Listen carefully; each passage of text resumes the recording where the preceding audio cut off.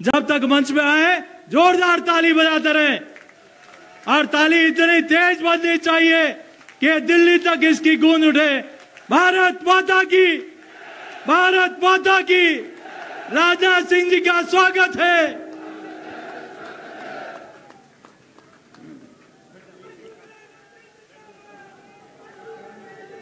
बोलिए भारत माता की, भारत माता की। बहुत बहुत धन्यवाद। राजस्थान प्रदेश के तेज तर्रार अध्यक्ष, जिनका अभी अभी आपने भाषण सुना है, ऐसे श्री सीपी जोशी जी, और दो बार जिन्होंने मुख्यमंत्री के रूप में इस राजस्थान प्रदेश की जिम्मेदारी संभाली है, ऐसी श्रीमती वसुंधरा राजे जी, पूर्व मुख्यमंत्री, भारत सरकार के मंत्री श्री गजेंद्र सिंह जी शेखावत, भारत सरकार के मंत्री श्री अर्जुन राम जी मेघवाल, केंद्रीय मंत्री श्री प्रहलाद जी जोशी और यहां के प्रभारी और राष्ट्रीय महामंत्री श्री अरुण सिंह जी, केंद्रीय राज्य मंत्री कैलाश चौधरी जी, राजेंद्र सिंह जी राठौर, नेता प्रतिपक्ष श्रीमती विजया राहटकर जी, सहप्रभारी श्री चंद्रशेखर जी, श्री प्रताप पुरी जी,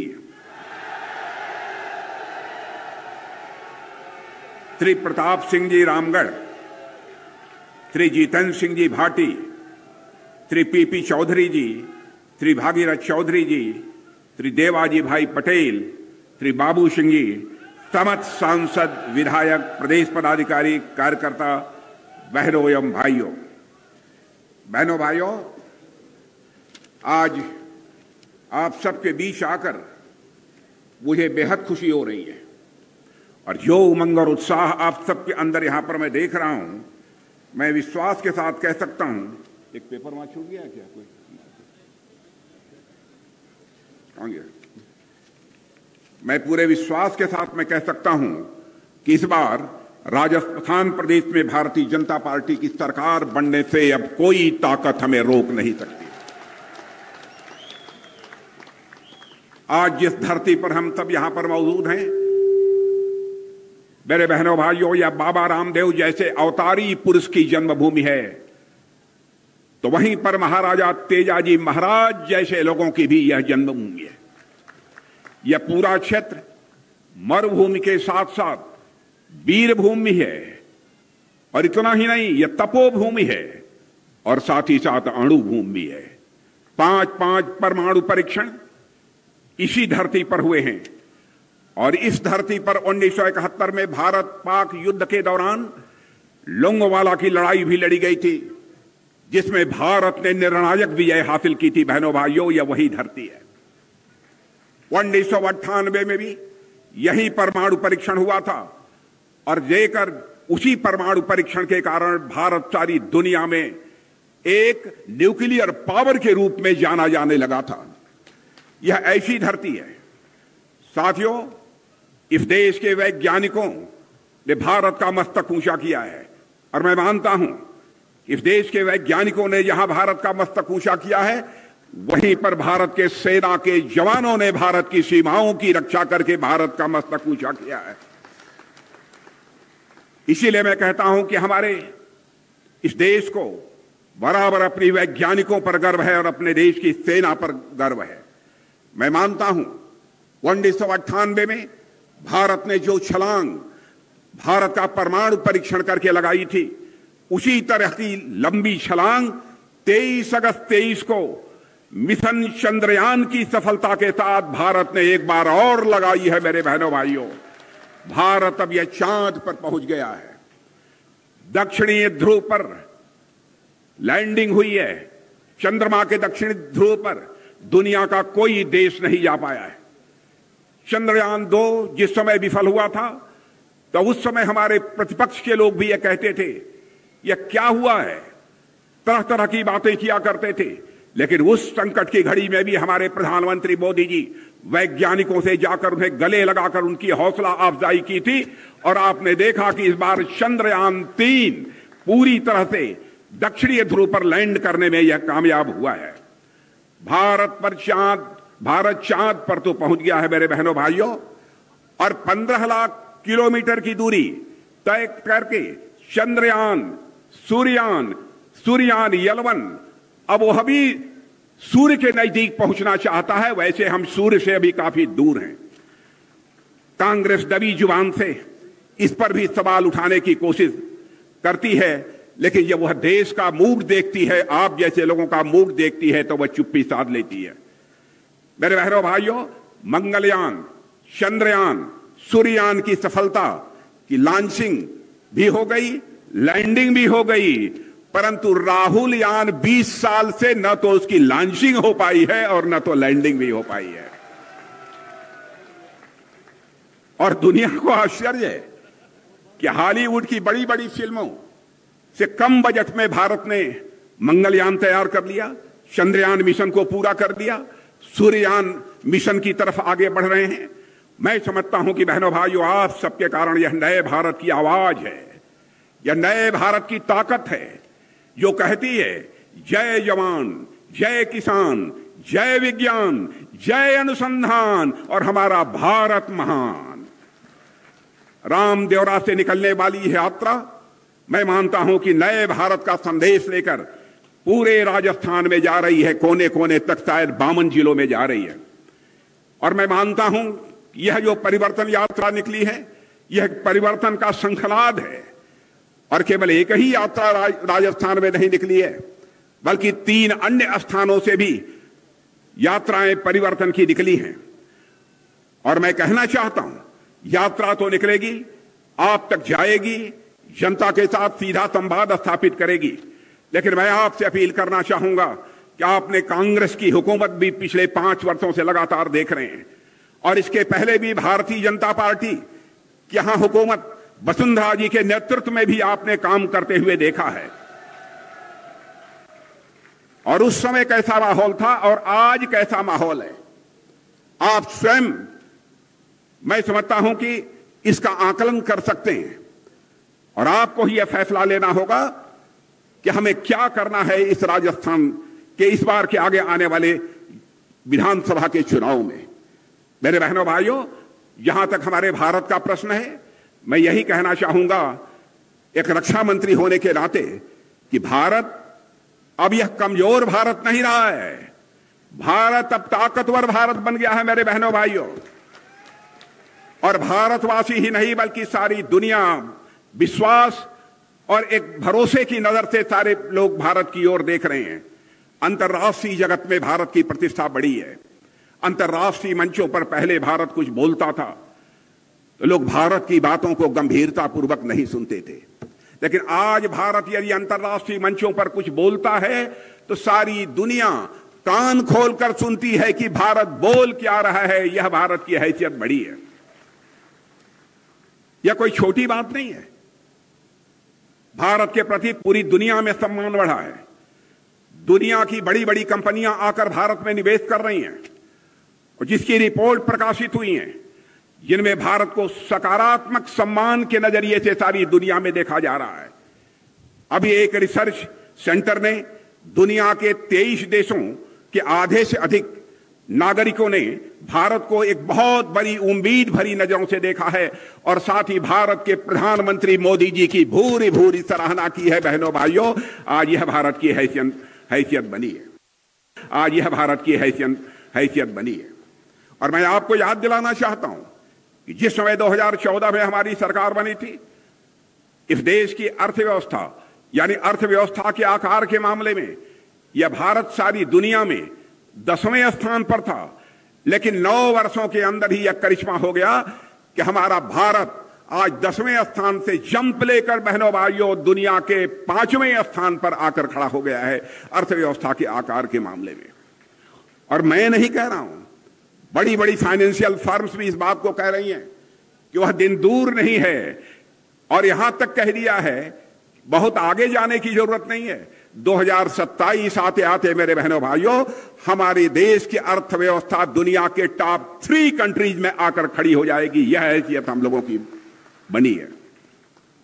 हमारे मोदी जी के नेतृत्व की सरकार ने क्या क्या किया है आप सब अच्छी तरह परिचित हैं, बहुत विस्तार में नहीं जाना चाहता हूं। लेकिन कांग्रेस कैसे सरकार चलाती है उसके बारे में एक नजीर आपको मैं देना चाहता हूं। जब हम लोगों की 2014 में सरकार बनी, तब भी 18,000 गांव ऐसे हिंदुस्तान में थे जहां तक कि बिजली नहीं पहुंच पाई थी। पहली बार साल 1.5 साल के अंदर 18 गांवों में बिजली पहुंचाने का काम यदि किसी ने किया है तो हमारे भारत के प्रधानमंत्री मोदी जी ने किया है। मेरे बहनों भाई, आप सबका जन खाता खुला हुआ है। पहले कोई भी सहायता गवर्नमेंट के द्वारा आती थी तो आप सबको जानकारी है, 2/3, 1/3, आधा सब भ्रष्टाचार की भेंट को चढ़ जाता था। लेकिन मोदी जी ने यह फैसला किया कि हर नागरिक का जनधन खाता खुलना चाहिए ताकि हम भ्रष्टाचार पर अंकुश लगा सकेंगे। मैं दावे के साथ कहता हूं कि प्रधानमंत्री किसान सम्मान निधि के अंतर्गत और साथ ही अन्य जो हमारी योजनाएं हैं उसके अंतर्गत जो भी आपको पैसा आता होगा, आपके खाते में आता होगा, तो दिल्ली के बैंक से निकलकर जितना पैसा चलता है आपके लिए, उतना पूरा का पूरा पैसा आपके खाते में पहुंचता होगा। बहनों भाइयों, इस प्रकार का सिस्टम में बदलाव लाने का काम पहली बार इस आजाद भारत में यदि किसी ने किया है तो हमारे प्रधानमंत्री मोदी जी ने किया है। और आपको सड़कों के मामले में, राजस्थान के लोग हैं, पहले भी सड़कें आपने देखी हैं, आज भी आप सड़कें देख रहे हैं। 99% गांवों को हमारी सरकार ने पक्की सड़कों से जोड़ दिया है। और यह सिलसिला प्रारंभ किया था आजाद भारत के इतिहास में सबसे पहले तो आदरणीय अटल बिहारी वाजपेयी जी ने प्रारंभ किया था। और आज हाईवे का जहां तक प्रश्न है, हाईवे देखिए, चौड़ी चौड़ी हाईवे, कितनी लंबी लंबी हाईवे इस देश में बन रही हैं। और भारत ही नहीं, दुनिया के लोग यह मानते हैं कि के मामले में भी भारत के अंदर यह करिश्मा हुआ है। सारे लोग मानते हैं। यह सब काम यदि किया है तो मेरे बहनों भाइयों, मोदी जी के नेतृत्व की सरकार ने किया है। अब उन्होंने कहा है कि हम अपनी बहनों को लखपति बनाएंगे, जो हमारी गरीब बहनें हैं उनको हम लखपति बनाएंगे। और आप देख रहे हैं कि उसके लिए कई योजनाएं उन्होंने उसके लिए प्रारंभ की हैं। और यह भी आपको मैं जानकारी देना चाहता हूं कि 2014 के पहले ऐसे 70 ग्राम पंचायतें थी जहां पर ब्रॉडबैंड कनेक्टिविटी की सुविधा थी। लेकिन बहनों भाइयों, आज धीरे धीरे 2.5 लाख से अधिक पंचायतों में ऑप्टिकल फाइबर के माध्यम से ब्रॉडबैंड पहुंच चुका है। यह कोई छोटी उपलब्धि नहीं है। और प्रधानमंत्री किसान सम्मान निधि के अंतर्गत 11 करोड़ लोगों को आर्थिक सहायता मुहैया हो रही है। प्रधानमंत्री उज्ज्वला योजना के अंतर्गत जो कुछ भी हो रहा है उससे आप अच्छी तरह सहमत हैं, आप अच्छी तरह जानते हैं। और यहां तक हमारे गजेंद्र सिंह जी शेखावत का प्रश्न है, जिस विभाग का मंत्री की जिम्मेदारी रहे हैं, जल नल के माध्यम से जल अब हिंदुस्तान के करोड़ों घरों में पहुंचना प्रारंभ हो गया है। और आगामी 2 साल के अंदर इस हिंदुस्तान का एक भी घर शेष नहीं बचेगा जहां पर नल के माध्यम से। हमारी सरकार ने बराबर आम आदमी का सशक्तिकरण करने का प्रयास किया है। और नीति आयोग ने भी कहा है कि मोदी जी के आने के बाद 13.5 करोड़ से ज्यादा लोग गरीबी रेखा से बाहर आए हैं। और मैं समझता हूं यह इस कारण हो गया कि गरीबी से लोगों को छुटकारा दिलाना, गरीब कल्याण करना, यह लोगों का नारा हुआ करता था। लेकिन गरीब कल्याण बहनों भाइयों हमारा नारा नहीं है, हमारा मंत्र है और हमारा मिशन है। इसीलिए हिंदुस्तान की गरीबी इतनी तेजी के साथ समाप्त हो रही है। मेरे बहनों भाइयों, कितनी बातों की आपके सामने मैं चर्चा करूं। लॉ एंड ऑर्डर के बारे में हमारे पूर्व वक्ताओं ने बहुत ही विस्तार में जाकर आपसे चर्चा की है। मैं लोगों से पूछ रहा था, भाई राजस्थान जैसे राज्य की कानून और व्यवस्था की स्थिति कैसे इतनी बदतर हो सकती है, यह बात मेरी समझ में नहीं आ रही है। लोगों ने मुझे कई घटनाओं की जो चर्चा की, सचमुच मेरे कान खड़े हो गए। 56 महीने में 10 लाख से अधिक मुकदमे हो चुके हैं दर्ज, और उसमें से 7,650 से अधिक निर्दोष नागरिकों की हत्या हो चुकी है इस कांग्रेस की हुकूमत में राजस्थान में। मैं समझता हूं कि हिंदुस्तान के किसी भी राज्य में इस प्रकार के हालात देखने को नहीं मिलेंगे। 2 लाख से अधिक मुकदमे दर्ज, जिसमें 31,000 मुकदमे केवल महिला दुष्कर्म के, छोटी बच्चियों के साथ दुष्कर्म के हुए हैं। मेरे बहनों भाइयों, राजस्थान की स्वाभिमानी जनता इसे कैसे बर्दाश्त कर सकती है? मैं सारे आंकड़े देख रहा था। जोधपुर में एक पूरे परिवार की जिस तरीके से गला काटकर हत्या कर दी गई है, उसकी जानकारी आप सबको है। उदयपुर में जो कुछ भी हुआ है, और आप जानते हैं किसी राज्य का यदि हम विकास करना चाहते हैं तो विकास की पहली शर्त होती है कि कानून और व्यवस्था यह चुस्त दुरुस्त होनी चाहिए। नहीं तो यदि कानून व्यवस्था चुस्त दुरुस्त नहीं है तो मेरे बहनों भाइयों, किसी भी सूरत में उस राज्य का विकास नहीं हो सकता। और मैं तो एक आंकड़ा देख रहा था, ट्रांसपेरेंसी इंटरनेशनल, और मैं नौजवानों से कहूंगा इसे आप नोट कर लीजिए। ट्रांसपेरेंसी इंटरनेशनल की एक रिपोर्ट के अनुसार राजस्थान भ्रष्टाचार के मामले में पिछले वर्षों से नंबर 1 पर पहुंच गया है। यही स्थिति भ्रष्टाचार के मामले में राजस्थान की कांग्रेस ने बना दी है, गहलोत जी की सरकार ने बना दी है। हम इसे कैसे बर्दाश्त कर सकते हैं? बहनों भाइयों, इसके बारे में फैसला आप सबको करना, क्या करना है यहां पर। लेकिन आज जो मैं उमंग और उत्साह आप सबका यहां पर देख रहा हूं, मेरा विश्वास अब पक्का हो गया है बहनों भाइयों कि अब इस राजस्थान में प्रचंड बहुमत से भारतीय जनता पार्टी की सरकार बनने से दुनिया की कोई ताकत हमें रोक नहीं सकती। मैं नौजवानों से कहना चाहूंगा जो पढ़ाई लिखाई करते हैं, उनके पेपर लीक हो जाते हैं। क्या हो रहा है राजस्थान में? और मैं कहना चाहूंगा कि बहनों भाइयों, हालात यहां की सरकार की यह है कि मुख्यमंत्री जिस ड्राइवर की सीट पर बैठे हैं, इस गाड़ी का क्लच कोई और दबा रहा है और एक्सेलरेटर कोई और दबा रहा है। यह हालत हो गई है। क्या हो गया है राजस्थान को? यहां पर हिंदू मुसलमान अगड़ा पिछड़ा के नाम पर बांटकर लोगों का समर्थन हासिल करने की कोशिश की जा रही है। इसका मतलब यह है कि जो राजस्थान का विकास होना चाहिए था और विकास के नाम पर कांग्रेस की हुकूमत को वोट मांगना चाहिए था, वह विकास के नाम पर वोट मांगने का साहस नहीं जुटा पा रहे हैं। इसीलिए हिंदू मुसलमान अगड़ा पिछड़ा इस आधार पर लोगों का समर्थन हासिल करने की कोशिश कर रहे हैं। उन्होंने मोबाइल गारंटी देना शुरू किया है, कई तरह की गारंटी देना शुरू किया है। और मैं बहनों भाइयों बतलाना चाहता हूं, इसके पहले भी जहां जहां चुनाव हुए हैं, जिन राज्यों में, हिमाचल में हुआ है, कर्नाटक भी हुआ है, वहां पर भी जाकर ये लोग इसी प्रकार के तरह तरह के आश्वासन लोगों को देते रहते हैं।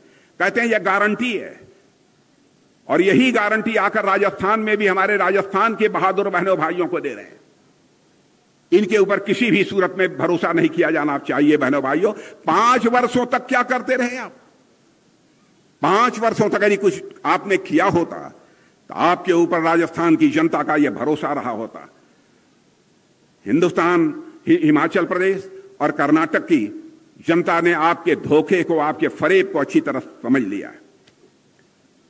अब एक गठबंधन बनाया है, कई विपक्षी दलों ने मिलकर, 28 दलों ने मिलकर गठबंधन बनाया है कि चाहे हो जाए, मुख्यमंत्री जी को, अब मोदी जी को किसी भी सूरत में प्रधानमंत्री नहीं बनना चाहिए।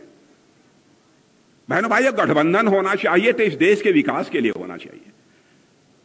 गठबंधन होना चाहिए तो इस देश का मान सम्मान स्वाभिमान बढ़ाने के लिए होना चाहिए। कि गठबंधन इसलिए हो रहा है कि मोदी जी को दोबारा किसी भी सूरत में सत्ता में आने नहीं देना है, यह गठबंधन किया है। अब इस गठबंधन की क्या हालत है मैं देख रहा हूं। हालत इनकी ऐसी है, नाम बड़ा दर्शन छोटा। नाम तो बहुत इंडिया रख लिया, लेकिन मैं उनको बतलाना चाहूंगा यह नाम बहुत खतरनाक है। यह नाम बहुत खतरनाक है।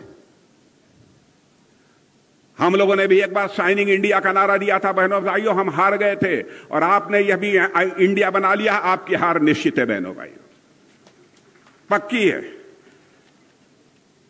और सनातन धर्म का के ऊपर भी चोट पहुंचाई जा रही है। इन्हीं के गठबंधन के लोगों ने, डीएमके ने चोट पहुंचाई है, और इस पर कांग्रेस चुप्पी साध कर बैठी हुई है। मैं गहलोत साहब से कहना चाहता हूं, आप क्यों नहीं बोलते? क्यों नहीं सोनिया जी बोलती? क्यों नहीं राहुल जी बोलते? क्यों नहीं खड़गे बोलते कि सनातन धर्म के बारे में आपकी सोच क्या है? और बहनों भाइयों, सनातन धर्म का जहां तक सवाल है, इसको केवल पूजा पद्धति के साथ जोड़कर नहीं देखा जा सकता है। सनातन धर्म यह सनातन नित नूतन है, चिर पुरातन है, न इसका कोई जन्म है न कोई अंत है। और यह सनातन धर्म ऐसा है जो पूरे विश्व को अपना परिवार मानते हुए वसुधैव कुटुंबकम का संदेश यदि कोई धर्म देता है तो यह सनातन धर्म ही देता है। चींटी को भी आटा खिलाकर उसके दीर्घजीवी होने की कामना यदि कोई धर्म करता है तो वह सनातन धर्म करता है। यह भी हमारे कांग्रेस के मित्रों को समझना चाहिए। इतना ही नहीं, नाग पंचमी के दिन सर्प को भी दूध पिलाकर दीर्घजीवी होने की कामना यदि कोई करता है तो सनातन धर्म ही करता है मेरे बहनों भाइयों। इसलिए मैं कहना चाहूंगा कि सनातन धर्म के संबंध में के जिस नेता ने बोला है, दयानिधि स्टालिन ने, उनके डीएमके के नेता से पूछा जाना चाहिए कि इसका स्पष्टीकरण उनके पास है कि नहीं है। उन्होंने कहा सनातन धर्म में बिल्कुल समाप्त कर देना चाहिए। क्या सनातन धर्म जाति पात और मजहब के आधार पर यह भेदभाव पैदा करने वाला धर्म है मेरे बहनों भाई? सनातन धर्म ऐसा है जो यह संदेश देता है वसुधैव कुटुंबकम का। सनातन धर्म यह संदेश देता है यत पिंडे तत् ब्रह्मांडे, जो पिंड में है वही ब्रह्मांड में है, जो जड़ में है वही चेतन में है, जो छोटे में है वही बड़े में है, जो मेरे में है वही तेरे में है। यह संदेश देने वाला यदि कोई धर्म है तो वह सनातन धर्म है। इसलिए मैं कांग्रेस के लोगों से कहना चाहूंगा, गठबंधन में जितने लोग शामिल हैं, INDIA गठबंधन में, सबसे मैं कहना चाहूंगा इसके लिए उनको क्षमा मांगनी चाहिए, नहीं तो यह देश किसी भी माफ नहीं करेगा। बहनों भाइयों, आज यहां पर जो आप लोगों के अंदर उमंग और उत्साह देख रहा हूं, मैं पूरी तरह से आश्वस्त हूं कि अब यहां पर भारतीय जनता पार्टी की सरकार बनने से अब हमें दुनिया की कोई ताकत रोक नहीं सकती है और राजस्थान के लोगों ने अपना मन बना लिया है। इसलिए आज के अवसर पर एक बात और मैं कहना चाहता हूं कि बहनों भाइयों, भारत की प्रतिष्ठा सारी दुनिया में अब बढ़ गई है। भारत अब पहले जैसा भारत नहीं रहा। और मैं एक उदाहरण देना चाहता हूं। कोरोना का संकट आपने देखा। कोरोना के संकट में के पहले हमारे यहां टीका लगाने वाली वैक्सीन नहीं बनती थी। हमारे प्रधानमंत्री मोदी जी ने तुरंत वैज्ञानिकों का आह्वान किया, वैज्ञानिकों की हौसला अफजाई की और वैज्ञानिकों ने कहा कि हम संकल्प लेते हैं कि कोरोना के संकट से निकलने के लिए हम वैक्सीन भारत में तैयार करेंगे और अपने हाथों से तैयार करेंगे। और वैज्ञानिकों ने वह करिश्मा करके दिखा दिया। और दुनिया के आपको आश्चर्य होगा कि भारत में जितने लोगों को कोरोना का टीका लगा है, जितनी डोजेज लगी हैं, दुनिया के किसी भी देश में उतनी डोजेज कोरोना की नहीं लगी है जितनी की भारत में लगी है। और आज हमारे भारत की स्थिति वैक्सीन के मामले में ऐसी बन गई, टीका के मामले में, कि हम दुनिया के दूसरे देशों को, मेरे बहनों भाइयों, दुनिया के दूसरे देशों को, लगभग 100 देशों को हम लोगों ने भारत के वैज्ञानिकों द्वारा बनाए गए वैक्सीन को, टीके को, उनको भेजने का काम किया है। यह हैसियत भारत की बनी है। और आपने देखा इस समय रूस और यूक्रेन का युद्ध चल रहा है। यूक्रेन में हमारे लगभग हजारों, 23,000, 24,000 ऐसे बच्चे जो पढ़ाई लिखाई करने गए थे, वो फंसे हुए थे। उनके सारे माता पिता यहां कहते थे मोदी जी चाहे जो कुछ भी हो जाए, यूक्रेन से हमारे बच्चों को सकुशल लेकर भारत की धरती पर आओ। गंभीर संकट था। जो काम दुनिया का कोई देश नहीं कर पाया, वह करके हमारे प्रधानमंत्री मोदी जी ने दिखा दिया। मेरे बहनों भाइयों, टेलीफोन उठाया, रूस के राष्ट्रपति मिस्टर पुतिन से बात की और यूक्रेन के राष्ट्रपति मिस्टर जेलेंस्की से बात की, और इतना ही नहीं, अमेरिका के राष्ट्रपति मिस्टर बाइडेन से बात की। 4.5 घंटे के लिए युद्ध रुक गया और हमारे 23,000 वहां पढ़ने वाले छात्र भारत में आ गए। यह भारत की ताकत बनी है। और मेरे बहनों भाइयों, जब तक हर राज्य के रहने वाले लोगों के द्वारा हम लोगों को संबल नहीं मिलेगा, ताकत नहीं मिलेगी, हमारी सरकारें नहीं रहेंगी राज्यों में, तब तक मैं समझता हूं कि इन सब सारी शानदार उपलब्धियों को हासिल कर पाना एक बहुत बड़ी चुनौती होती है। इसलिए मैं आप सबसे कहना चाहता हूं कि इस बार के विधानसभा में भारतीय जनता पार्टी को 2/3 से अधिक बहुमत से विजय दिलाकर आप सरकार बनाएं। यही आप सबसे अपील करना चाहता हूं। यदि आप हमारी बात से सहमत हैं तो मैं आप सबसे निवेदन करूंगा, एक बार हाथ ऊपर उठाकर तालियां बजाकर आप एक बार अपना समर्थन दे दीजिए। यही कहते हुए और आप सबको धन्यवाद देते हुए अपना निवेदन समाप्त करता हूं। भारत माता की, भारत माता की।